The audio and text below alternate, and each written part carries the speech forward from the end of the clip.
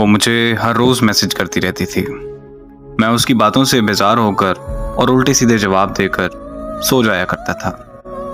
وہ ہمیشہ مجھے کہتی تھی کہ مجھے اللہ کی امان میں دیا کرو جب سونا ہو یا کہیں جانا ہو، لیکن میں ایک پریکٹیکل مرد کبھی ان چونچلوں کو سمجھ ہی نہیں سکا۔ اس رات بھی اس کا میسج آیا تھا، لیکن میں سو رہا تھا۔ وہ چاہ رہی تھی کہ میں اس سے بات کروں۔ پتہ نہیں کیسی ڈھیر ہڈی ہے، جان ہی نہیں چھوڑتی، جتنا مرضی دھتکار لو ہمیشہ کی طرح پیچھے ہی آ جاتی ہے۔ ہاں، میں نے دیا تھا اس کے میسج کا جواب، لیکن اس کا میسج نہیں آیا۔ پھر ایک دن اس کی کزن کا میسج آیا۔ اس نے مجھے بتایا کہ وہ ڈھیٹ ہڈی تو کینسر کی مریضہ تھی اور 1 مہینہ پہلے ہی وہ اس دنیا سے چل بسی۔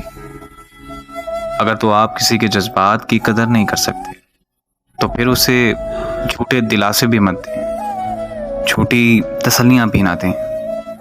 فقط آپ کے ایک ٹائم پاس سے کسی کی زندگی اجڑ جاتی ہے۔